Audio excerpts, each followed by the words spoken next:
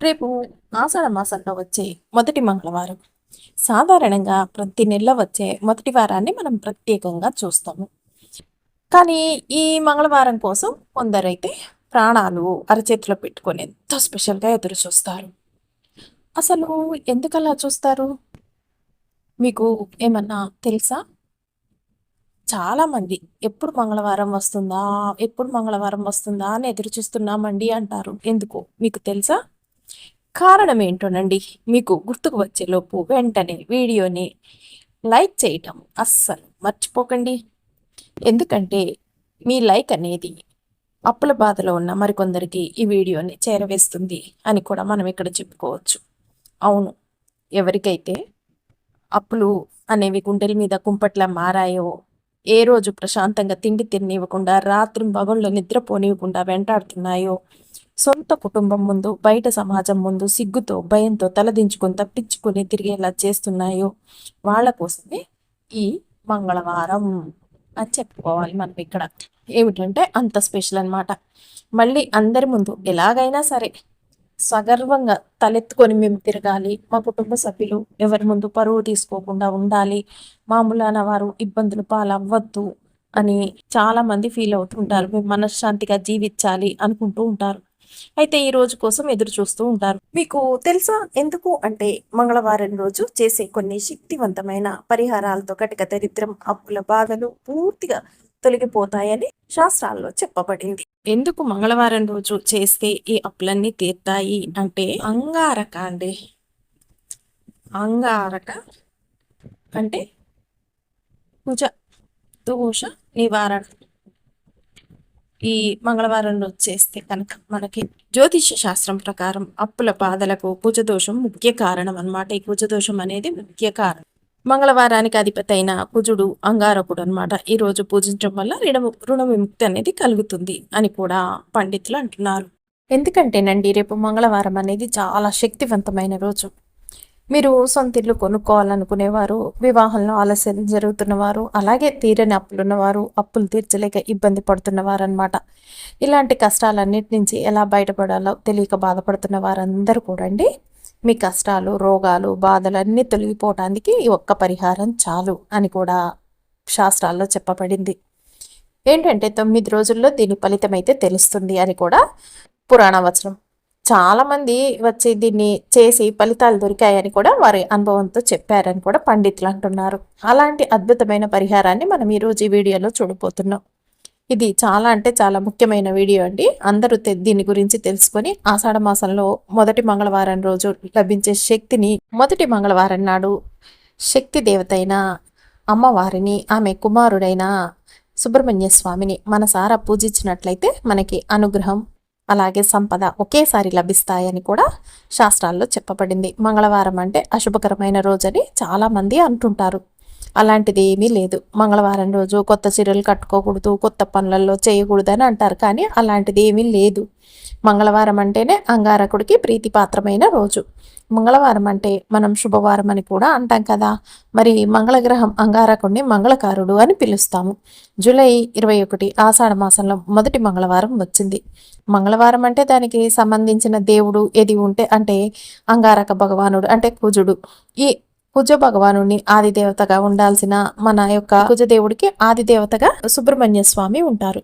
అందుకనే ఈ రోజున సుబ్రహ్మణ్య స్వామిని స్మరించి ఈ పరిహారాన్ని చేస్తే ఈ సంవత్సరం ఏంటంటేనండి ఈ సంవత్సరం అన్నమాట వచ్చిన ఈ ఆషాఢ మాసం మొదటి మంగళవారం అనేది చాలా ప్రత్యేకం. ఎందుకంటే దీనిలో సప్తమి కూడా అన్నమాట. దాంతోపాటు శక్తివంతమైంది, విశిష్టమైన రోజు. మీకు జీవితంలో తీరని సమస్యలున్నా అవన్నీ తీరాలి అని అనుకుంటే రేపు మంగళవారం కలిసి వచ్చే ఈ సప్తమి రోజున ఈ పరిహారం చేయండి. చాలా పరిహారాలు చేశాము, మా కష్టాలు తీరటం లేదు అనుకునేవారు కూడా ఏంటంటే మన కర్మల వల్ల కష్టాలనే కొనసాగుతుంటాయి. అయినప్పటికీ ఒక్క పరిహారాన్ని మనం నమ్మకంతో చేస్తే చాలు. ఈరోజు చేసి చూడండి, మీకు తీరని కష్టం కూడా తీరుతుంది. అప్పుల సమస్యలు తీర్చడానికి ఇది ఒక అద్భుతమైన రోజు అని కూడా శాస్త్రాల్లో చెప్పబడింది. అందువల్ల ఈ రోజున మీరు మిస్ చేసుకోకండి. ఏ పరిహారాన్ని అయినా మనం నమ్మకంతో చేయాలి, అప్పుడే దానికి ఫలితం అనేది లభిస్తుంది. ఆషాఢ మాసంలో అన్ని రోజులండి దైవారాధనకు చెందినవి అయినప్పటికీ వారాల ప్రకారం చూస్తే ఆషాఢ మంగళవారం, ఆషాఢ ఆదివారం, ఆషాఢ శుక్రవారం అని 3 ప్రత్యేకంగా ఉంటాయనే చెప్పుకోవాలన్నమాట. అటువంటి ప్రత్యేకమైన ఆషాఢ మంగళవారంలో మొదటి మంగళవారం ఈ మంగళవారం కాబట్టి ఈ రోజున ఈ శక్తివంతమైన పరిహారాన్ని మీరు చెయ్యండి అన్నమాట. అయితే మీరు వీలైనంత వరకండి ఈ సుబ్రహ్మణ్య స్వామిని, అలాగే వారాహి తల్లిని, అమ్మవారిని, భైరవుణ్ణి పూజించాలి రేపు మీకు వీలైనంత వరకు అనమాట. ఇలా చేస్తే కనుక మీకు చక్కగా ఫలితాలు అయితే సిద్ధిస్తాయని కూడా పెద్దలు అంటున్నారు. అయితే ఈ పరిహారాన్ని అయితేనండి మీరు ఇంట్లో చేసుకోవచ్చు అనమాట. ఈ పరిహారాన్ని ఎప్పుడు చేయాలి అంటే కనుకండి, సమయం వచ్చేసి ఉదయం 6 గంటల నుండి 7 గంటల వరకు, అంటే మంగళహోర సమయం ఉంటుంది కదండి. మంగళవారం రోజు కాబట్టి మంగళహోర సమయంలో మీరు ఈ పూజ చేయాలి. అదే ఈ పరిహారాన్ని చేసుకుంటే సరిపోతుంది. ఇది కనుక మీకు కుదరలేదు ఉదయం అనుకుంటే కనుక మధ్యాహ్నం 1 గంట నుండి 2 గంటల మధ్య మంగళహోర సమయంలో ఈ పరిహారాన్ని చేయవచ్చు. నేను ఆఫీస్కి వెళ్తున్నానండి, పనికి వెళ్తున్నాను, ఈ సమయంలో చేయలేను అనుకునే వాళ్ళు రాత్రి 8 గంటల నుండి 9 వరకు కూడా ఈ పరిహారాన్ని మీరు చేసుకోవచ్చు. ఇది మంగళవారం శక్తివంతమైన వారం కాబట్టి ఆషాఢంలో వచ్చే ఈ మొదటి మంగళవారం రోజు మీరు ఈ పరిహారాన్ని చేస్తే అన్ని పనులు సిద్ధిస్తాయి, అన్ని రకాల సమస్యలు తొలగిపోతాయి. ఎంతటి సమస్య అయినా సరే మీకు ఈ ఆషాఢం మొదటి మంగళవారం రోజు చేస్తే ఎంత పెద్ద అప్పులు, మీరు కోట్ల అప్పులలో ఉన్నా కూడా అవన్నీ తీరే మార్గాలు, అవకాశాలు మీకు వచ్చి అన్నీ తీర్చేసుకొని మీరే అప్పులు ఇచ్చే స్థాయికి కూడా వెళ్తారని పండితులు అంటున్నారు.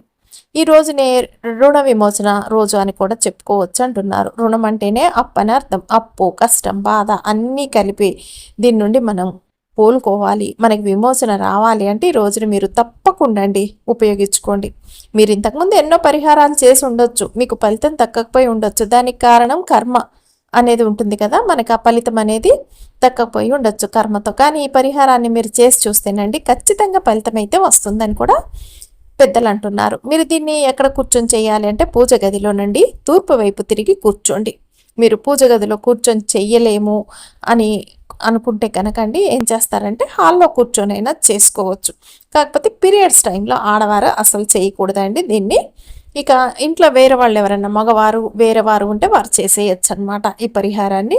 ఆషాఢ మంగళవారం అనమాట ఈరోజు, మళ్ళీ రాదు కాబట్టి దీన్ని మిస్ చేయకూడదు. సప్తమి రోజు వచ్చింది. ఇప్పుడు ఈ పరిహారాన్ని ఎలా చేయాలి, దానికి ఏ పదార్థాలు అవసరమో చూద్దాం, అంటే కావాల్సిన వస్తువులు ఏమిటి అనేది చూద్దామండి. మేము చెప్పిన ఈ 3 సమయాల్లో మీరు ఏ సమయంలో అయినా మీకు సౌకర్యంగా ఉంటే ఆ సమయంలోనే మీరు ఈ పరిహారం చేయండి. నేలపైన ఒక దుప్పటి వేసి కూర్చోవాలి, తూర్పు వైపు కూర్చోవాలి. దీనికి మనకు ముందుగా కావాల్సింది రాతి ఉప్పండి. దీని గురించి ఇప్పటికే చాలా వీడియోల్లో మీరు చూసే ఉంటారు, వినే ఉంటారు. మనం ఇంకా ప్రత్యేకంగా చెప్పుకునే అవసరం లేదు. ఎందుకంటే మనందరికీ తెలిసిన విషయమే కల్లుప్పు అనేది ఎంత అద్భుతంగా పనిచేస్తుందో. వంటకు ఉపయోగించే సాల్ట్ ఉప్పు కాకుండా మనం మామూలుగా ఇక రాళ్ళుప్పు వంటకు ఉపయోగించేది ఉంటుంది కదండి, దీన్ని తీసుకొని ఉపయోగించకూడదండి. మీరు గుర్తుపెట్టుకోండి. కొత్త ప్యాకెట్ నుంచే ఈ ఉప్పును తీసుకోవాలి. లేదంటే పూజ గదిలో ఒక ప్యాకెట్ని ఉంచేసుకోండి పరిహారాల కోసం. దాని నుండి ఈ రకమైన పరిహారాలు చేసేటప్పుడు ఆ ఉప్పును వాడండి. దేవుడి గదిలో పెట్టుకో ప్యాకెట్తోనే మాత్రమే అనమాట. ఒకవేళ మీ ఇంట్లో ఆల్రెడీ కొన్ని ప్యాకెట్ ఓపెన్ చేయిందంటే దాన్నైనా ఉపయోగించుకోవచ్చు.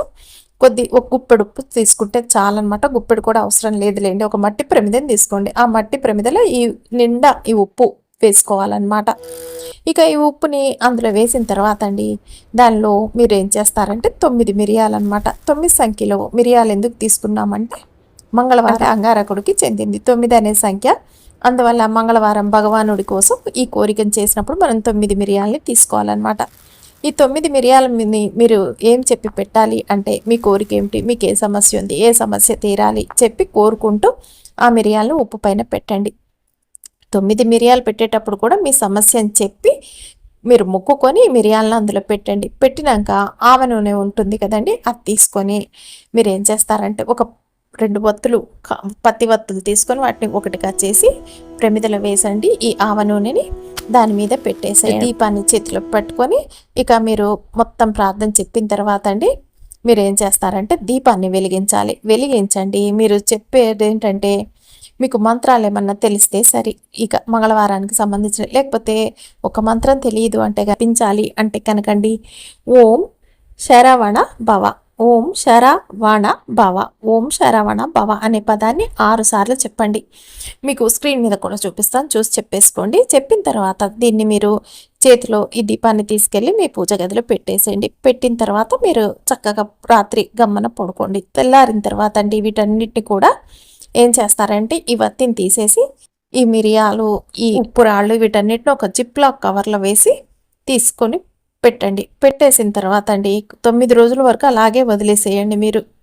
వదిలేసిన తర్వాత మీరేం చేస్తారంటే దీన్ని 9వ రోజు అయిన తర్వాత అనమాట తీసుకొని వెళ్ళండి. 9 రోజుల తర్వాత నీళ్ళల్లో పారేయండి, ప్రవహించే నీళ్ళల్లో. మీ కోరిక అనేది నెరవేరుతుంది. మీకున్న సమస్యలు అవన్నీ కూడా నీళ్ళల్లో కలిసిపోయి మీకున్న కోరికలన్నీ నెరవేరుతాయి అన్నమాట. 9వ రోజు అయినాక 10వ రోజు మీరు ఈ విధంగా చేయవచ్చు. ఒకవేళ మీకు డేటు అది ఉంటే కనుకండి మీరు గమ్మన ఏం చేస్తారంటే అదంతా అయిపోయిన తర్వాత అయినా మీరు చక్కగా ఈ విధంగా చేసుకుంటే సరిపోతుంది.